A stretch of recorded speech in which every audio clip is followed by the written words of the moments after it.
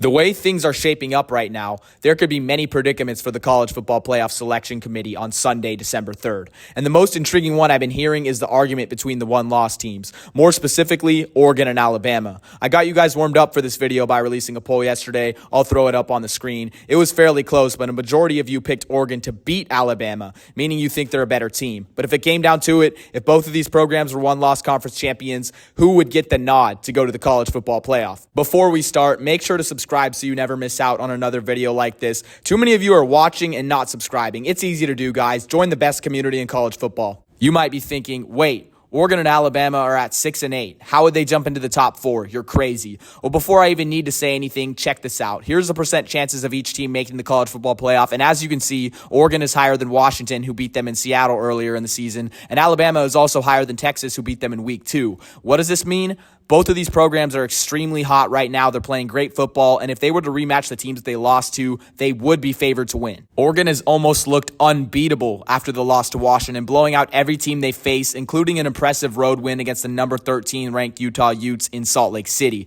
They're led by Heisman Trophy candidate Bo Nix, who's having an unbelievable 20th season in college football. That's just a joke, guys. Yes, he's played a lot of games. Alabama started off the year shaky, but you can tell they're getting better every single week. They are becoming more comfortable with their identity and who they are as a team. Jaden Milroe has settled in at quarterback, scoring 6 touchdowns, yes, 3 on the ground and 3 through the air last week in the win against Kentucky. And Nick Saban is working his magic. Every time I doubt him, he ends up proving me wrong. I thought Alabama was done after the week 2 loss to Texas, and now here we are in week 12, and yet again they have a shot at the playoff. This is the crazy scenario that you guys have been waiting for. Hear me out. There are 5 undefeated teams right now as we speak. One of them, either Michigan or Ohio State, will lose when they play each other.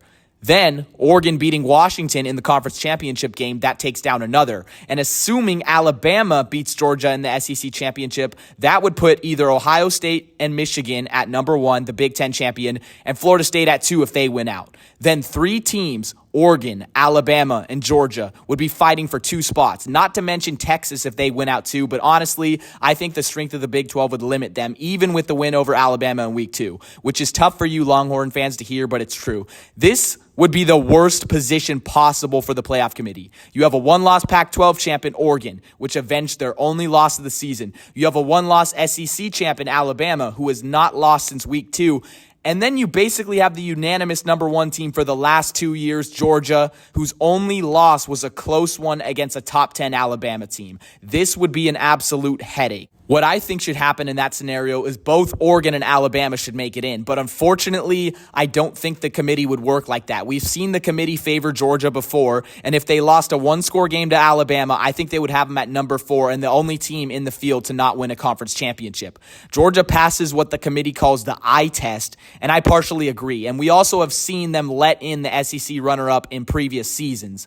That, again, leaves it up to Oregon and Alabama, and it would be so tough to choose. It would be hard not to put a team in who just beat the number 1 team in the country. But that being said, Oregon would have beaten the team they've already lost to, and they play in a conference that might be considered deeper than the SEC this year. Yes, it might be weird to hear, but the Pac-12 is on the same level of the SEC in 2023. Oregon would have 5 ranked wins if they made it through this gauntlet, while Alabama would only have 4. Oregon also has a slight edge over Alabama in strength of record and the FPI. The Ducks would win in the resume, but what about the eye test? I think Oregon has that too. They've looked more dominant against lesser opponents than Alabama, and overall, they have been more consistent. But is there time for this to change? Absolutely, guys. If Oregon looks like crap against ASU and Oregon State, while Alabama continued to dominate in the Iron Bowl and beats Georgia, this could be up for great debate in the committee room. Do these teams have games against common opponents? No, so the committee won't be able to use this as their final factor. Unfortunately, this is where it gets controversial. There's a lot pointing in Oregon's favor, as I've already mentioned, but due to the brand name of Alabama,